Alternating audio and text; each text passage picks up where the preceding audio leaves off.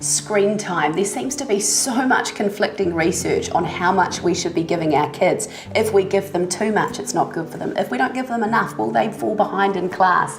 Dave Atkinson from The Parenting Place is here today to give us some tips on how we navigate this world. Dave, is there a magic number on how much we should be giving our kids? Tony, I wish I could give you a magic number and then we could wrap this whole thing up, but there isn't, unfortunately. You know, I've got a 2.5-year-old and I know how much he wants to use technology. Every parent knows there's this incredible draw to use technology. And so part of our jobs is to figure out how much to let them use and when. And you know, it's hard to answer that because every child's different, every family's different. One of the other burning questions is when you can recognise that your kids are getting too much of screen time or whether it's affecting their everyday life. Yeah.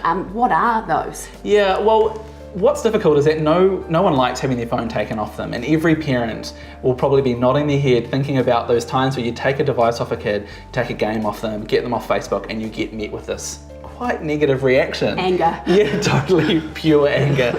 And that doesn't actually mean that their internet use is out of control. That just means they're a healthy young person. Parents would always come up to me and ask at the end of my presentations, how do I find this information online? And honestly, I couldn't give them an answer. So Parenting Place and Vodafone got together to try and address that problem. That's why we created the Vodafone DigiParenting site. It's a resource for New Zealand families that answers those questions from a New Zealand perspective. So I'd encourage every parent to go and check it out. What about the boundaries side of things? Is there anything you can practically do to make sure that they're not accessing that dodgy content? Yeah, there is. I mean, as kids get older, you actually need to build trust so you can kind of let them use technology. But I'm talking the late teenage years.